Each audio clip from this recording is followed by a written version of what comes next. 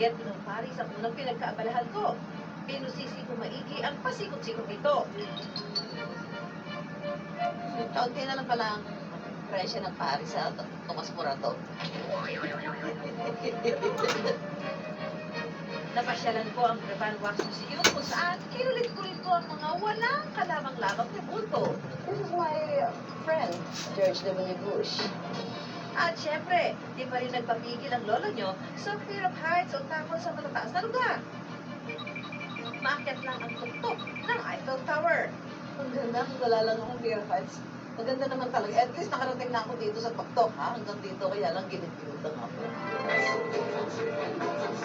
Sa araw na ito, isang hiling na naman ang tiyak na makakamtan ko.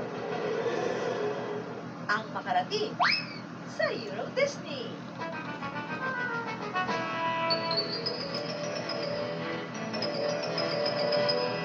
Napuntahan ko na ang Disneyland sa California. Napuntahan ko na ang Disneyland sa Japan. Aba, palalampasin ko ba naman ang Euro Disney? Siyempre, hindi. Andito na ako sa Euro Disney. At, siyempre, para maging madali yung paglilibot ko dito, kasama ko si Sir Peter. Halika, Sir Peter. Sumama ako pumasyal dito sa Euro Disney, ha? Ano bang medyo kakaiba dito? Marami. Marami? Ba't naman malungkot ka? Nagiginaw mo ba? Halika na. Dito muna tayo sa castle. Okay? Let's go. Ano yung pinakamagandang attraction na nakita mo dito?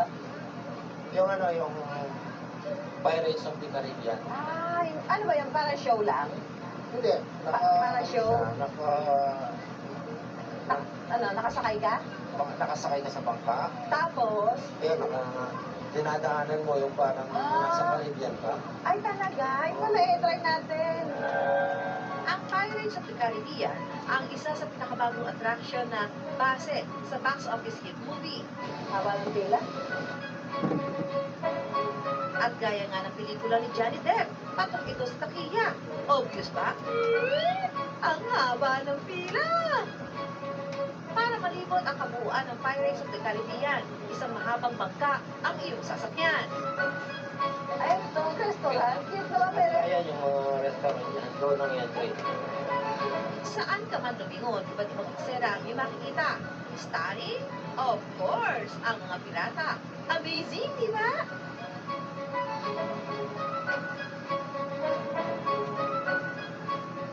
Ay, ang dami, oh. Oh, ang daming girls, oh. Red and gold.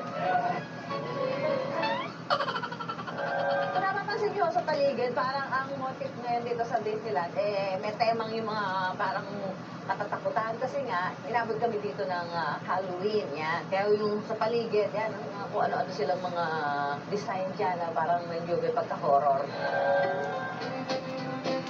O, ito ha. First time kong gagawin to, ayan, mag-target shooting kasi yung totoong baril, hindi ko pa na-try di ba? Ang aking wish list ay maging sharpshooter. So, tingnan natin, ha? 2 euros ang bawat shoot. Ganon. So, pwede na to. Ito baril lang ba to? Oo. Marami yan. Aray ko, ang bigat pala. Ang bigat pala nito. Anong sa inyo, pang-action movie ang beauty ko? Galing ko na, ha? Aray ko, sa baril pala, talo na. Naku ha, may palugod pang nalalaman ng lola nyo. Sana lang, asintado ang lahat ng ito. Oo. Ibig sabihin, tinamaan mo.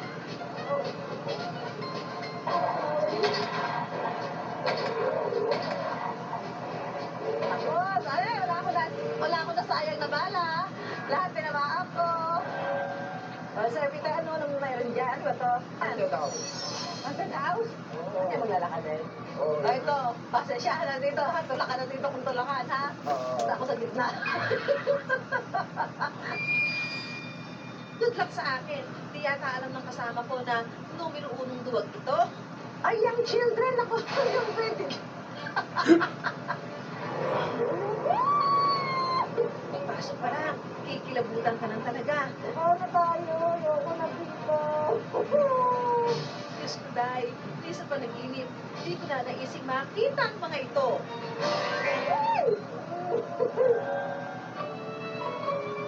Enough na ako takutan. It's time to enjoy the ride. Molly Brown ship is it?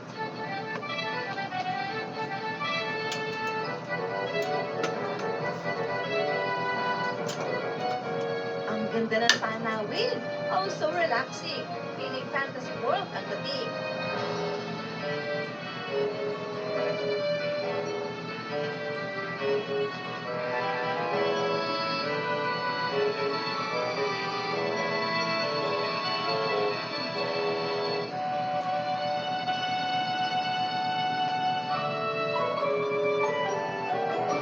Picture, picture. Maging ang pambatang rides, di ko pinalampas.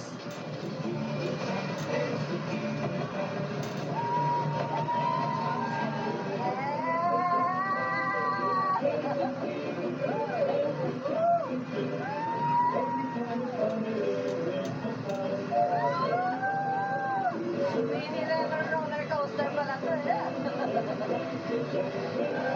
Yes! And of course, my Disney adventure will never be complete kung di ako makikipagkulitan sa Disney characters.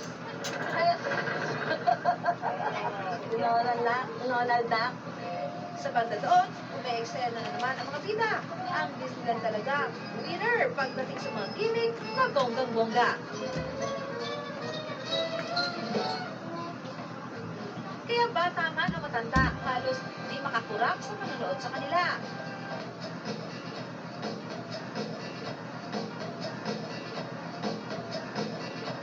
Kulang nga ang maghapon para malibot mo ang buong Disneyland.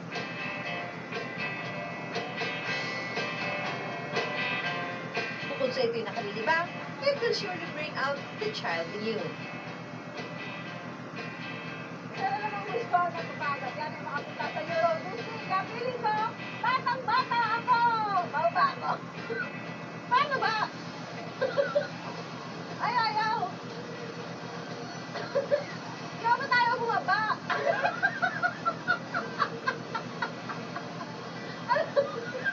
Ano ba? Ay! Susunod, libutin natin ang iba pang bahagi ng Europa gamit ang Rail Europe.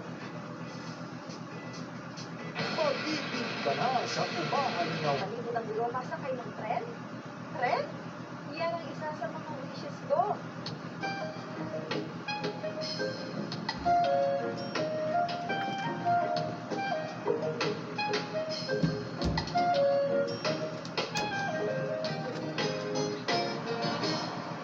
Kaya heto at susubukan ko na. Brussels, Belgium, ang napili kong destinasyon.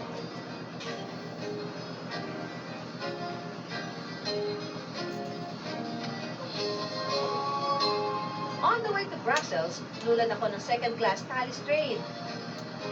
From Paris to Brussels sa Belgium, may isang oras lang ang biyahe. Alam niyo, napaka-ano sa kanila, napaka-common ang pagbibiyahe dito sa Europa, sakay ng train. Kasi para iba-ibang train na iba-ibang company, pero iisa yung kanilang stasyon. So, pupunta ka iba-ibang parte ng Europa.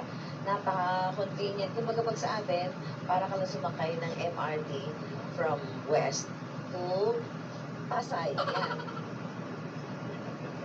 Yan.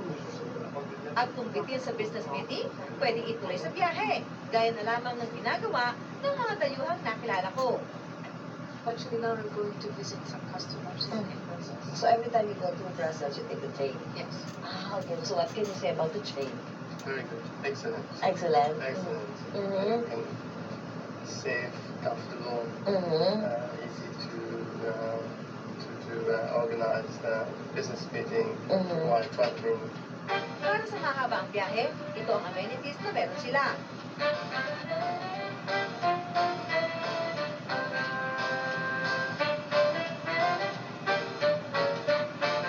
O, diba? May sleeping quarters pa, ha?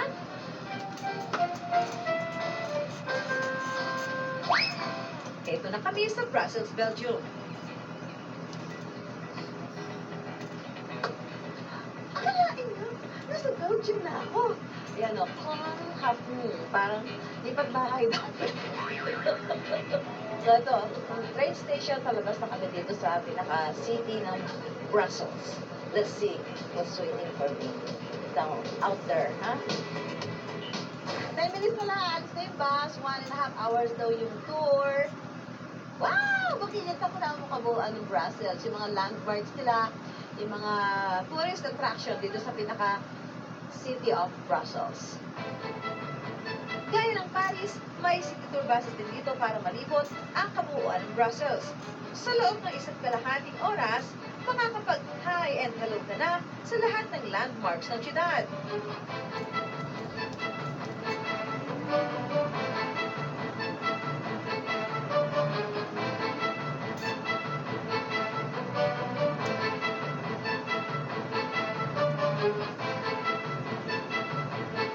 Kung ikukumpara ko sa Paris, pansin ko mas moderno ang Brussels pagdating sa mga estruktura ng mga gusali at ng ilang mga lugar dito. At pag nasa Brussels, it's a must na dumaan sa pinakasikat na plaza dito, ang Grand Place. Kahit ano rin, magpaikot-ikot kayo. Ay talagang iba't ibang klase ng architecture, no? Yung makikita ninyo talagang mga century-old na structure yung nandito. Kaya naman kita nyo, sa paligid ko. Kasama na ako. Ay talagang walang tigil ang dating dito ng turista dahil talagang nakakamangha ang nakikita nating view dito.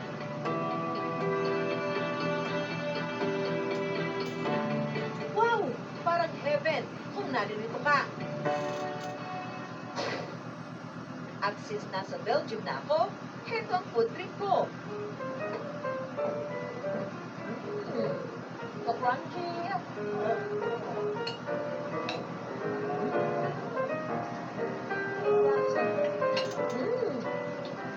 Lasang Belgian waffle, ha?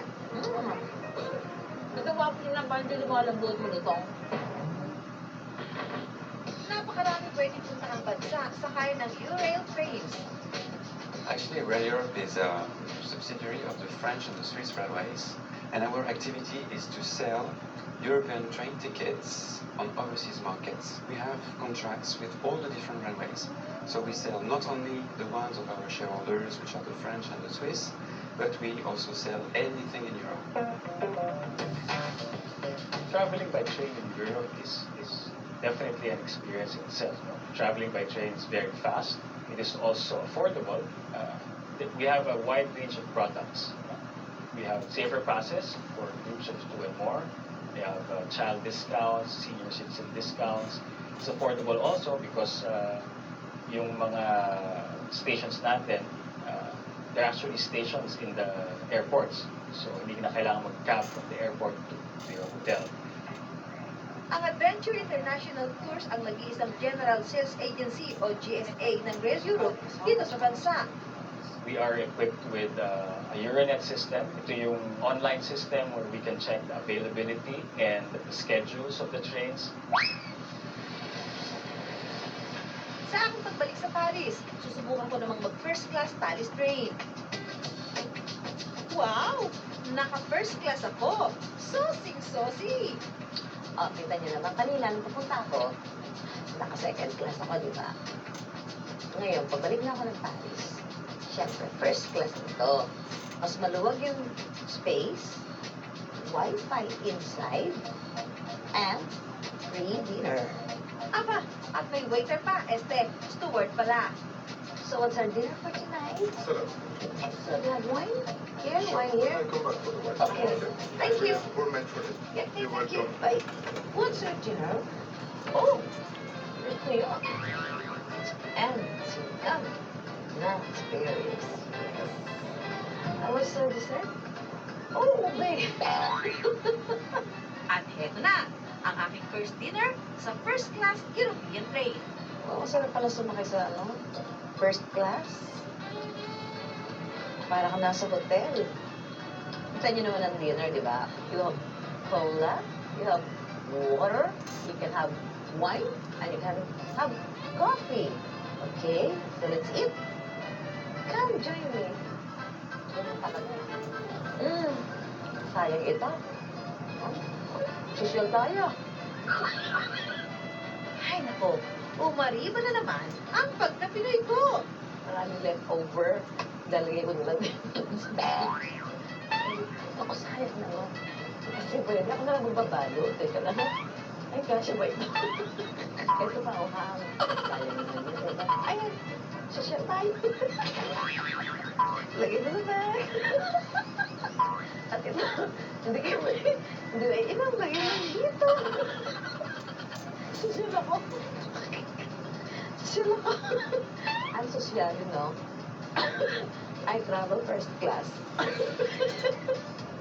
Alam niyo, pag first class sa sinakyan, pwede kayong humingi ng wine. Ang binibigay nila ng wine, ganitong kalalaki lang. Pag hindi nyo naubos, pwede iwi. Pwede kayo umulit. Ito na kayo hiningi.